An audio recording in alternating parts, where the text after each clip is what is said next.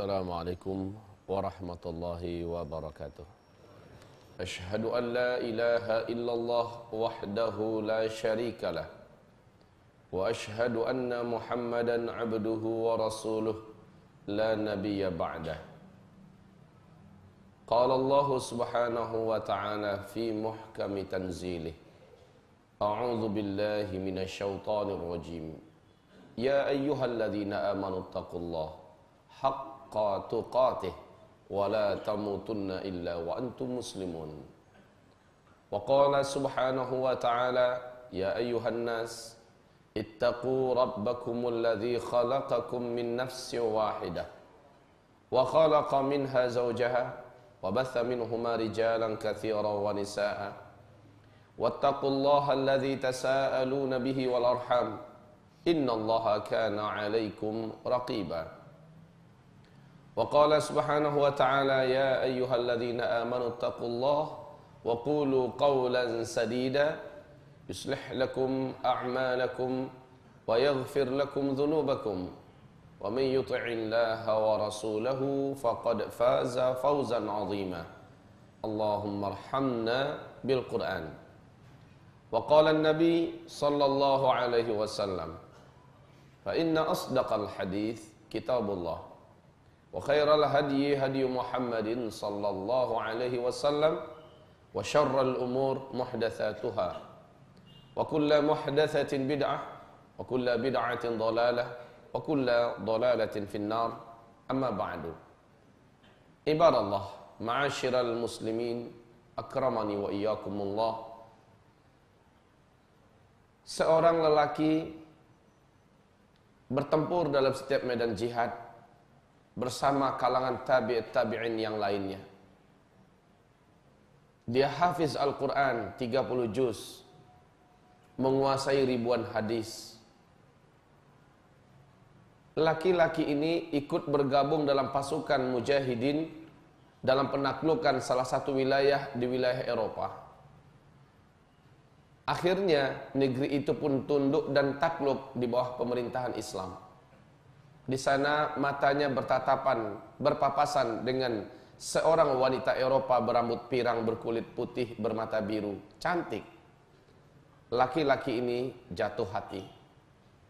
Kemudian dia mengajukan keinginannya untuk mempersunting wanita tersebut. Si wanita berkata, tidak mungkin. Keluargaku pasti akan menolakmu karena kita beda agama. Jika engkau serius ingin mengambilku sebagai istrimu dan aku siap engkau sebagai suamiku jika engkau pindah ke agamaku. Hati laki-laki ini telah gelap oleh syahwat. Matanya telah menjadi ujung panah setan yang memerangkapnya. Singkatnya, dia pun pindah agama demi wanita tersebut. Mujahid, hafal Al-Quran 30 juz, hafal ribuan hadis, ternyata terpedaya oleh wanita. Ma'asyiral muslimin, hanya beberapa tahun rumah tangga ini berjalan. Laki-laki itu sampai di ujung ajalnya. Ketika dia akan menghembuskan nafas terakhirnya, hanya 2 ayat yang masih terlontar dari mulutnya, dan kedua-duanya adalah ayat azab.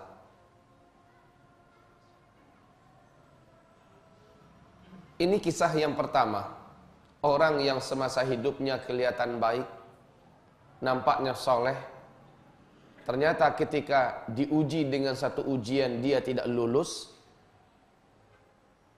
maka menilai iman seseorang bukan bagaimana dia semasa hidupnya, tapi nilailah saat dia di ujung hidupnya. Kisah yang kedua. Seorang lelaki kafir, musyrik, datang menghampiri Nabi Muhammad SAW dan berkata, saya ingin berpihak kepada engkau dalam memerangi musuh-musuhmu. Saat itu perang akan segera dimulai. Rasulullah SAW melihat kepada laki-laki tersebut, tapi dia berkata, namun saya belum lagi Islam. Kata Rasulullah, kami tidak akan melibatkan non-muslim dalam pasukan kami. Kalau begitu, saya akan menyatakan keislaman saya nanti setelah pertempuran dan peperangan usai. Kata Rasulullah, tidak. Sekarang atau tidak sama sekali. Nahnu qaumun la nasta'inu bimusyrik. Kami tidak akan meminta pertolongan dalam memerangi musuh kami dengan orang musyrik. Laki-laki itu bertanya kepada Rasulullah, ya Muhammad, baiknya bagaimana? Sekarang saya syahadat atau nanti? Kata Rasulullah, sekarang. Maka dia pun menyatakan syahadatnya dengan benar, lalu ikut bertempur. Kemudian setelah pertempuran selesai, dikumpulkanlah jenazah para sahabat yang meninggal dan syahid, salah satunya laki-laki itu. Rasulullah mengomentari, amila qalilan wa ujira katsiran. Baru sebentar dia beramal, sedikit baru amalannya, tapi dapat pahala yang sangat besar. Laki-laki tersebut sepanjang umurnya kafir. Semua pekerjaannya tentu menyimpang daripada awamirillah dan nawahi. Tetapi akhir hayatnya ditutup dengan husnul khatimah. Sekali lagi, kita tidak bisa menilai orang saat orang itu masih hidup, termasuk diri kita hari ini. Rasulullah menutup hadisnya, menyampaikan sebuah hadis, dan ini masuk dalam hadis Arba'in Nawawiyah. Innamal a'malu bi khawatimiha. Ada orang, kata Rasulullah, seumur hidupnya dia mengamalkan amalan ahli surga, sehingga jarak dirinya dengan surga tinggal sejengkal saja lagi.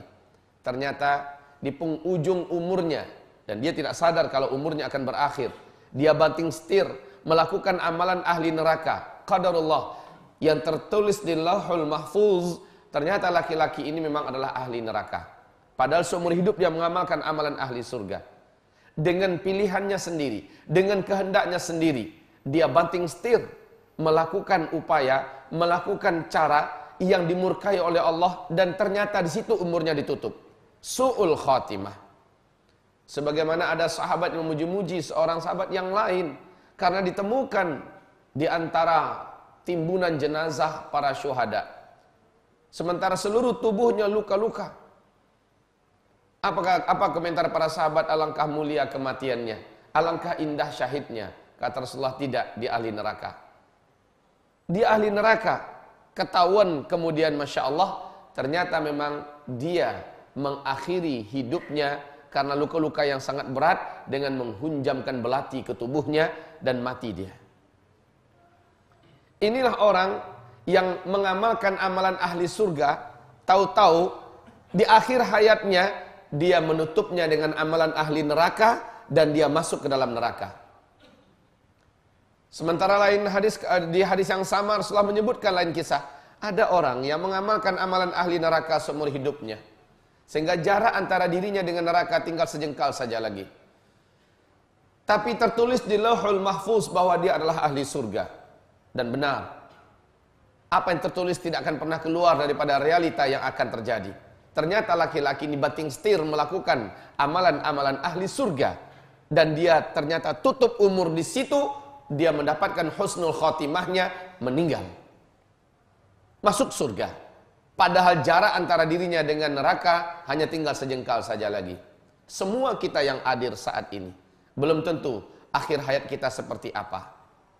Maka Nabi mengatakan, innamal a'malu bi khawatimiha. Sesungguhnya amalan seseorang tergantung penutupannya. Orang benar atau tidak imannya bukan rajin sholat itu dilihat, bukan tahajudnya yang mengagumkan, bukan baca Qur'annya, walaupun itu salah satu tanda di antara tanda kebenaran iman. Tetapi jujurnya keimanan ketika seseorang lulus dalam ujian. Ahasiban nasu ayyutraku ayyaqulu amanna wa hum la yuftanun. Surah Al-Ankabut pada ayat 2 dan ayat 3.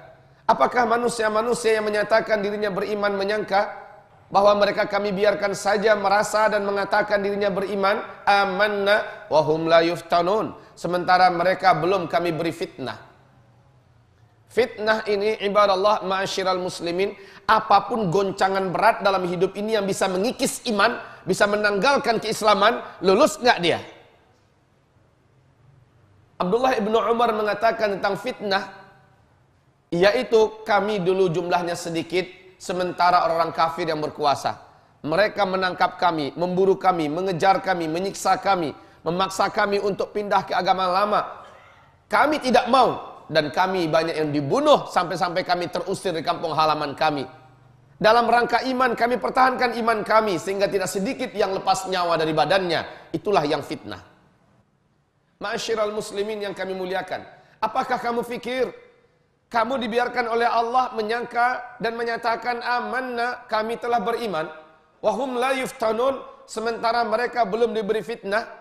Ayat yang ketiga Allah berfirman, walaqad, dan sungguh benar-benar, fatannal ladzina min qablihim, kami telah memberi fitnah orang-orang sebelum mereka. Fala ya'lamannallahu alladzina shadaqu wa la ya'lamannal kadzibin. Melalui fitnah itu kami benar-benar mampu membuktikan orang ini benar atau tidak imannya. Dengan fitnah itu dapat dibuktikan oleh Allah orang ini benar atau tidak imannya. Karena Allah Maha tahu, tidak pun ada fitnah, Allah Maha tahu orang ini benar atau tidak imannya. Tapi kan nanti bisa-bisa membantah di hadapan Allah pada hari kiamat. Maka Allah uji dia dengan fitnah. Fitnah versi Al-Quran, fitnah versi Salafus Saleh, bukan fitnah versi bahasa Indonesia. Kaum muslimin yang kami muliakan, kami uji dia. Saat itu ketahuan dia lulus atau tidak. Hamba-hamba Allah yang kami muliakan, fitnah demi fitnah sekarang ini sedang bergulir seluruh umat Islam di dunia.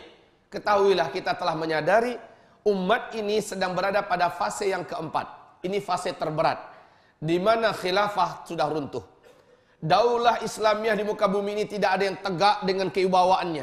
Tidak ada, kaum muslimin. Pada fase yang keempat ini, Rasulullah SAW menyebutkan dalam Sahih Bukhari bahwa sayati alaikum zaman alladzi ba'dahu syarrun minhu hatta talqau rabbakum. Akan tiba masanya bagi kamu sekalian, suatu masa. Pada masa itu, hari sekarang lebih buruk daripada hari sebelumnya. Dan esok lebih buruk dari hari ini. Makin bertambah waktu, keadaan alamnya, manusianya, moralnya, politiknya, ekonomi keuangannya, pendidikannya, dan apa saja semakin bertambah buruk. Bukan semakin bertambah baik. Pada masa-masa itu banyak berguguran dari imannya. Pagi masih beriman, sorenya sudah keluar dari imannya. Sore beriman, besok pagi sudah keluar dari imannya. Hanya karena dunia, ba'u dinahum bi'aradin minad dunya. Hanya demi dunia mereka buang agamanya. Hanya demi dunia mereka telantarkan agamanya. Ba'u dinahum bi'aradin minad dunya. Masa yang disebut oleh Nabiullah Muhammad sallallahu alaihi wasallam ini adalah masa pada periode yang keempat, di mana pada masa ini seluruh kekufuran berkuasa dan mempunyai kekuatan, dapat memaksakan kehendaknya. Mereka memiliki segala-galanya, dan umat Islam adalah para pecundang.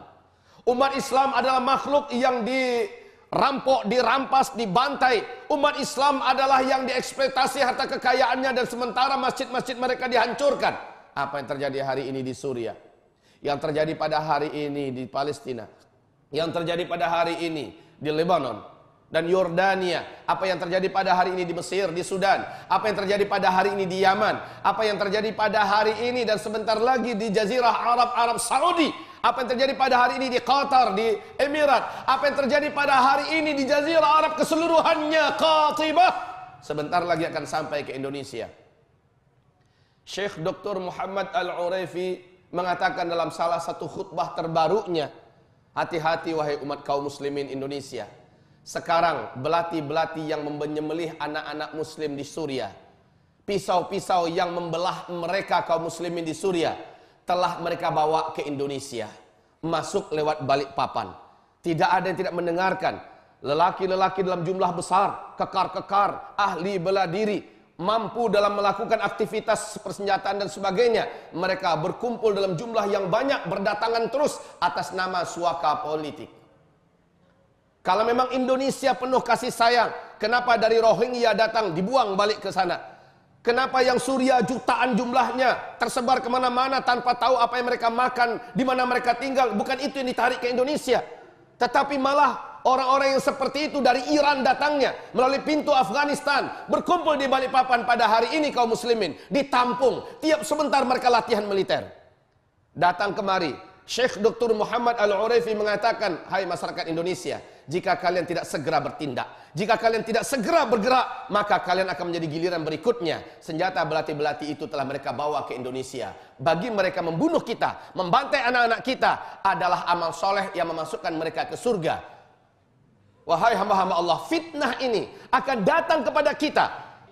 Kita tidak pernah menyangka selama ini kaum muslimin kalau bakal akan diuji oleh Allah dengan ujian yang kita tidak inginkan. Saya tidak menginginkan, Bapak semua tidak menginginkan, tapi ingin atau tidak, syarat masuk surga harus melalui ujian itu. Al-Baqarah ayat 214. Am hasibtum an tadkhulul jannah walamma ya'tikum mathalul ladzina khalau min qablikum massathumul ba'sa wad-dharra wa zulzilu. Apakah kamu pikir kamu bisa masuk ke dalam surga sementara kamu belum diuji seperti ujian yang telah Allah timpakan kepada orang-orang sebelum kamu? Massathumul ba'sa, mereka telah ditimpakan oleh Allah dengan keujian, habis harta benda mereka. Persis seperti orang-orang kaya muslim sunni yang ada di Suriah hari ini, yang harta kekayaannya amblas gara-gara kejahatan kafir Syiah Nusairi. Persis seperti kekayaan kaum muslimin sunni di San'a yang habis dijarah dan digarap oleh Syiah Houthi. Persis seperti kekayaan yang dimiliki oleh muslimin sunni yang habis dijarah oleh bala tentaranya Sisi di Mesir. Ibarat Allah yang kami muliakan, ketahuilah ujian habisnya harta kita akan terjadi dalam rangka iman kita untuk sebagai tebusannya. Bila mempertahankan iman, harta habis. Ini akan terjadi. Yang menghabisi siapa? Musuh kita yang memang siap menggorok leher kita kapanpun saja. Wad-dharra, dan rasa sakit kepada fisik. Dharra, sakit pada fisik. Al-Hafiz Ibnu Katsir menjelaskan dharra adalah tempaan secara fisik yang diterpakan musuh kepada kamu. Hantaman mereka, kita dikejar oleh mereka, ditangkap, disiksa, mungkin saja sampai dibunuh. Dharra, lulus enggak? Wazulzilu, dan hidup kamu diteror oleh mereka, dibuat goncang hidup kamu oleh mereka, mental kamu dihabisi oleh mereka. Kamu harus lewati ketiga gerbang ujian berat ini. Kalau kamu bisa melewatinya, maka kamu sampai ke gerbang surga. Artinya tidak akan pernah sampai ke gerbang surga sebelum melewati yang tiga ini. Dan Indonesia, kita kaum muslimin yang selama ini sudah banyak belajar, majelis ilmu sudah banyak didatangi, ilmunya sudah banyak diterima, kajian-kajian sudah banyak yang didengar, saatnya buat dites, diuji, lulus enggak? Hamba-hamba Allah, ma'asyiral muslimin, arsyadani wa iyyakumullah. Saat kita umpamanya lulus dalam ujian ini, walhamdulillah, nas'alullah ta'ala ayyaj'ala minan najihina wan najin min hadhil fitani kulliha. Amin ya rabbal alamin. Kita memohon kepada Allah agar Allah menjadikan kita semua termasuk di antara hambanya yang selamat. Tapi ingat, apakah ujian ini berakhir? Kalau ujian di dunia berhasil dilalui, insya Allah selamat sudah. Namun gelimbangan dosa yang selama ini kita lakukan dan kita belum tobat daripada dosa itu, akan menjadi ratapan yang serius pada hari kiamat kelak. Kita tidak cerita saat ini tentang penderitaan-penderitaan dan beratnya kisah alam kubur, kisah alam barzakh. Tapi kita ceritakan sedikit nasib orang-orang beriman di akhirat saat di padang mahsyar. Saat orang-orang kafir telah digiring menuju neraka, sementara mereka tidak akan pernah meniti titian jeser menuju ke lembah surga. Orang kafir langsung dihalau ke neraka. Wasiqal ladzina kafaru ila jahannam zumara. Orang-orang kafir langsung digiring ke arah neraka. Sebagian mereka diseret, sebagian mereka ada yang wajahnya di bawah, kakinya yang diikat di rantai dan diseret oleh para malaikat menuju neraka. Alladzina yuhsyaruna ala wujuhihim ila jahannam ulaika syarrum makana wa adallu sabila. Ada orang-orang yang wajah mereka di bawah, diseret kaki mereka oleh para malaikat, dibawa ke neraka jahanam. Itulah manusia seburuk-buruknya tempat, seburuk-buruknya jalan untuk mereka. Sementara masih tersisa di padang mahsyar orang-orang beriman. Namun berkumpul di tengah-tengah orang beriman itu orang-orang munafik. Siapa orang-orang munafik ini? Ketahuan ketika Allah Subhanahu wa taala bertanya kepada mereka dalam Al-Qur'an, "Apalagi yang kalian tunggu?" Maka orang-orang beriman menjawab, "Ya Rabb kami, wahai Rabb kami, sesungguhnya kami menunggu aba-aba darimu. Kami menunggu perintah dari Rabb kami." Maka Allah pun memperlihatkan betisnya. Seluruh orang yang beriman sujud. Allah berfirman dalam Al-Quran, Yauma yukshafu an saqa. Pada hari itu betis pun disingkapkan. Wa yud'auna ila sujud. Saat itu seluruh manusia yang tersisa di padang mahsyar, yakni orang-orang beriman dan banyak orang munafik di tengah-tengah itu, sujud mereka. Kecuali sekelompok kaum munafikin. Fala yastati'un. Rasulullah mengatakan, bagaikan kaki dan punggung mereka ada besi yang membelentang. Sehingga mereka tidak bisa untuk rukuk. Tidak bisa untuk sujud. Itulah kenyataannya dulu di dunia. Mereka sujudnya ternyata bukan karena Allah. Mereka sujudnya dulu di dunia bukan karena Allah. Tetapi karena ada dunia yang mereka inginkan di balik sujud itu. Sama-sama sholat ternyata niatnya memata-matai. Sama-sama dengar pengajian, ternyata niatnya mencari siapa yang bisa dijebloskan, siapa yang bisa difitnah, siapa yang bisa mendapatkan darinya melalui pintunya harta dari tangan-tangan orang kafir, musuh-musuh Allah. Sama-sama ngaji, tetapi ternyata bukan tujuannya dengarkan ilmu, tetapi hanya sekedar untuk bagaimana bisa mengkhianati saudaranya sendiri. Hamba-hamba Allah yang kami muliakan, fala yastati'un. Orang yang macam ini di akhirat tidak sanggup sujud. Lalu digiring menuju ketitian. Ada yang secepat kilat sampai ke seberang sana. Ada yang seperti terbang sampai ke sana. Ada yang dengan kecepatan seperti berlari dengan kuda. Ada yang berlari dengan kaki. Ada yang berjalan cepat. Ada yang berjalan biasa. Dan ada yang merangkak. Sementara orang munafik, sebaik mereka sampai ke titian, mereka langsung terjatuh. Dan 70.000 tahun baru sampai ke dasar neraka jahanam. Ibadah Allah yang kami muliakan. Sesampai di seberang, apakah kita sudah terjamin selamat? Belum. Kenapa? Sesampainya di seberang, Rasulullah mengatakan, yataqassuna 'anil mazalim. Mereka akan saling mengkisos tentang kezaliman di dunia. Sesama mukmin, Pak. Ada pegawai kita gajinya nggak dibayar. Maka nuntut nanti itu. Setelah nyampe di seberang, setelah selesai di titian selamat, sementara sebagian besar umat Nabi berjatuhan di tengah jalan. Hampir dekat lagi nyampe, jatuh masih, Masya Allah.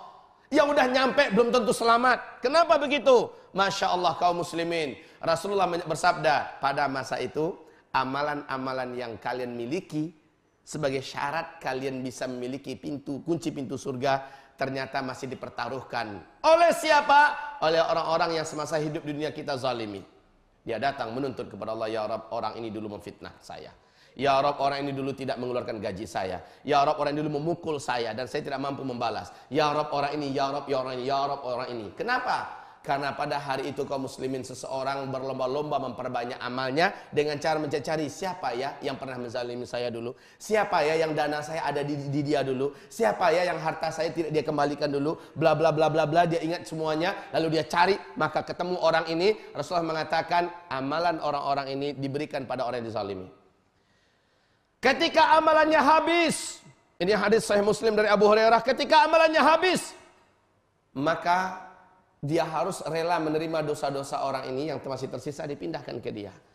Ketika bangkrutlah dia, dosanya bertambah, amalannya habis, Rasulullah menyebutkan, fa'ulqiya finnar, orang ini akhirnya dicampakkan ke dalam api neraka buat membersihkan dosa-dosa yang bertambah karena kezalimannya di dunia belum dia selesaikan di dunia.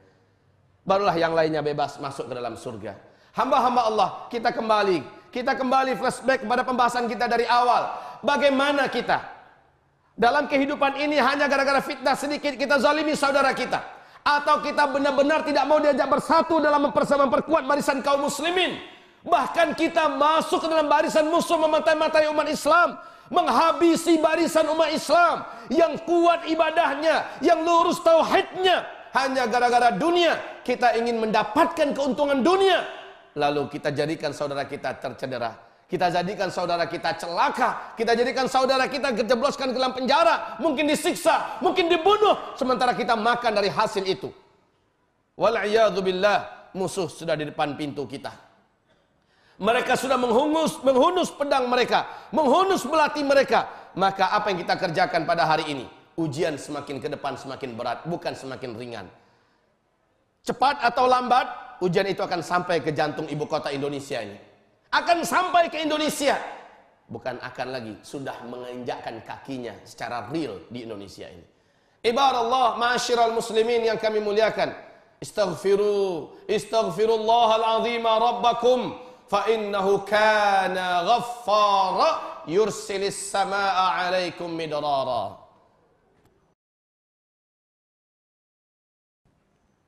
Alhamdulillahil wahidil ahad. Al-fardis samad alladzi lam yalid wa lam yulad wa lam yakul lahu kufuwan ahad. Asyhadu an la ilaha illallah wahdahu la syarikalah. Wa asyhadu anna Muhammadan abduhu wa rasuluhu la nabiyya ba'dah. Amma ba'du. Ibadallah, wahai calon-calon mayat, wahai calon-calon yang akan dibungkus kain kafan, wahai seluruh makhluk yang akan kembali kepada Khaliknya. Hidup kita tidak hanya sekali di sini. Hewan Allah ciptakan untuk tidak kekal, tidak abadi. Alam Allah ciptakan untuk tidak kekal, tidak abadi. Tapi kita diciptakan oleh Allah untuk kekal, untuk abadi. Kita akan dibangkitkan nanti. Setelah kematian kita dari kehidupan yang sesaat ini. Setelah dibangkitkan itu, malaikat maut berdiri di hadapan seluruh makhluk sambil memegang seekor hewan di tangan kirinya, kemudian menyembelihnya di depan seluruh makhluk sambil berkata, wahai manusia, inilah kematian. Simbolik kematian dipegang oleh malaikat maut nanti. Inilah kematian. Mulai hari ini kalian tidak akan pernah mati. Khuludun, khulud. Kalian kekal, kekal. Ibadallah, maka jangan sampai hidup sesaat di dunia ini menjadikan kita tidak dapat menikmati kehidupan kekal di akhirat yang akan kita songsong. Kita akan bertanggung jawab terhadap sekalian apa yang kita buat pada hari ini. Hidup yang sebentar ini jangan sampai membuang kebahagiaan surga yang dijanjikan untuk masing-masing kita. Dan jangan sampai neraka yang nama kita sudah ada di sana pada saat ini menjadi sah untuk kita huni hanya gara-gara tergoda oleh dunia yang tidak seberapa, atau lari daripada ujian yang juga tidak seberapa. Padahal di ujung ujian itu paling-paling mati. Mati itu hanya sesaat rasanya sakitnya. Kemudian setelah itu kita menerima kenikmatan yang tidak ada batasnya. Mulai dari alam barzakh sampai alam padang mahsyar sampai ke dalam surga Allah. Maka janganlah gadaikan akhirat hanya dengan dunia yang ringan ini. Dunia yang tidak lebih berharga di mata Allah dibandingkan sehelai sayap lalat. Bahkan dunia ini dikatakan oleh Rasulullah lebih hina daripada bangkai yang hina, yang kotor, yang menjijikkan. Yang berebutan untuk bangkai hanyalah ulat, hanyalah anjing, hanyalah lalat, hanyalah kuman dan bakteri. Maka siapa yang hidupnya hanya untuk dunia, dia tidak lebih berharga daripada ulat, lalat, anjing, bakteri, kuman, wal'iyadu billah. Tapi orang yang hidupnya adalah untuk Allah, untuk agama Allah, maka dia tentu akan lebih membanggakan dan lebih menjadikan agama ini di atas segala-galanya. Imannya lebih mahal terasa baginya daripada apapun saja. Demi akhirat dia rela untuk biarlah di dunia ala kadarnya atau mungkin tersiksa daripada di akhirat akan terbuang ke dalam neraka. Wal'iyadu billah. Hamba-hamba Allah yang kami muliakan, satukanlah barisan, rapatkanlah kalimat, rapatkanlah barisan, satukanlah kalimat. Sesungguhnya kalau tanpa persatuan kita tidak akan bisa. Kita menjadi lemah kaum muslimin. Hentikanlah sekat-sekat dan batas-batas nama yang kita karang-karang. Kita hidup bukan untuk nama itu, tapi kita hidup untuk menyembah Allah dalam satu kesatuan kalimat tauhid la ilaha illallah. Rapatkanlah barisan, wahai yang Muhammadiyah, wahai yang NU, wahai yang Persis, wahai yang Jamaah Tabligh, wahai yang HTI, wahai yang Ikhwanul Muslimin, wahai yang PKS, wahai siapapun yang umat Nabi Muhammad SAW dengan manhaj Ahlussunnah wal Jamaah. Rapatkanlah barisan. Kekurangan kawan tolonglah ditepikan dulu. Kesatuan kita saat ini dalam menjaga keutuhan NKRI ini, menjaga darah dan kehormatan kaum muslimin jauh lebih penting daripada kelompok-kelompok kecil yang kita buat pada saat ini. Kita hidup bukan untuk kelompok-kelompok itu, tetapi kita hidup untuk an aqimuddin wala tatafarraqu fih. tegakkan, bela, lindungi agama ini, dan kamu jangan berpecah belah. Ini pesan terpenting diutusnya seluruh nabi dan rasul, dan ini pesan penting untuk kita di akhir zaman ini. Hamba-hamba Allah, semoga yang kami sampaikan memicu dan memecut semangat kita kembali. Insya Allah Ta'ala kita tidak akan pernah berhenti berbuat tentunya, tetapi berbuatlah dengan kadar yang proporsional, secara profesional, bertindaklah dengan cara yang rapi. Innallaha yuhibbul ladzina yuqatiluna fi sabilihi shaffa ka'annahum bunyanun marsus. Keluarkan energi yang kita punya. Keluarkan, curahkan semua kemampuan otak yang ada diberikan oleh Allah, kecerdasannya kepada kita. Bela agama Allah. Saat-saat sebentar lagi agama Allah akan mendapat ujian yang berat di Indonesia ini. Bela Pak dengan nyawa, dengan harta. Kaum muslimin, jangan pernah bosan kalau ada yang datang mengumpulkan infak, wakaf, sedekah untuk Suriah, untuk Palestina. Jangan pernah bosan. Kenapa? Inilah yang kita miliki dan inilah yang akan menjadi tabungan kita. Dan justru ini juga mungkin yang akan melindungi kita pada hari-hari kita sangat berat. Pada hari-hari semuanya amblas, ternyata yang kita simpan ada di sisi Allah, yaitu apa yang kita infakkan, apa yang kita sedekahkan. Apabila terjadi pengumpulan demi pengumpulan dana, jika mereka benar, kebenaran itu adalah untuk kebaikan mereka dan pahalanya untuk kita sudah tetap. Jika mereka khianat, jika mereka dusta, maka khianat mereka tanggung sendiri dan mereka bertanggung jawab di hadapan Allah. Tetapi untuk kita telah tetap pahalanya di sisi Allah Subhanahu wa ta'ala. Oleh karena itu kaum muslimin, pesan kami selalu, ada apapun, kelompok manapun yang mengajak, mari bantu saudara kita di Palestina. Mari bantu saudara kita di negeri Syam. Mari bantu dakwah pedalaman. Mari bantu dakwah melalui media. Mari bantu semuanya. Dan kita ada punya kasih. Karena yang di tangan kita bukanlah milik kita. Sampai kita infakkan di jalan Allah, baru itu milik kita. Dan inilah yang akan kita nikmati nanti. Sementara yang kita tinggalkan, itulah yang sebenarnya akan memberatkan kita. Dan justru akan mencelakakan kita. Nas'alullah ta'ala li walakumul afiyah wassalamah fid dunya wal akhirah. Allahumma salli wa sallim ala hadzal nabiyil karim Muhammadin sallallahu alaihi wasallam wa ala alihi wa ashabihi wa man tabi'ahu bi ihsan ila yaumiddin. Allahumma ighfir lil muslimina wal muslimat wal mu'minina wal mu'minat al ahya'i minhum wal amwat bi rahmatika ya sami'un qaribun mujibud da'wat. Rabbana zalamna anfusana wa in lam taghfir lana wa tarhamna lanakunanna minal khasirin. Rabbana la tuzigh qulubana ba'da idh hadaitana wa hab lana min ladunka rahmatan innaka antal wahhab. Allahumma ansuril Islam wal muslimin wal mustad'afin wal mazlumin fi bilad Syam. Allahumma ansur ikhwanana fi Rohingya. Allahumma ansur ikhwanana al-muslimin al-mazlumin wal mustad'afin fi bilad Masr. Allahumma ansur ikhwanana jami'al mazlumina fi kulli qatrin min aqtari ardika ya rabbal alamin. Allahumma ansuril mujahidin wa kun lahum wa la takun alaihim. Allahumma kun ala a'daina a'da'id din alladhina adaw al-islam wal muslimin. Allahumma zalzilhum zilzalan shadida. Allahumma anzil alaihim ba'saka alladhi la yurad.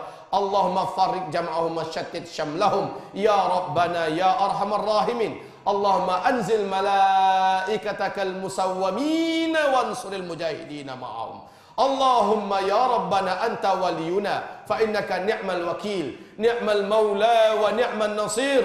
Allahumma rabbana atina fid dunya hasanah wa fil akhirati hasanah wa qina adzaban nar. Subhana rabbika rabbil izzati amma yasifun wa salamun alal mursalin walhamdulillahi rabbil alamin wa aqimus salah.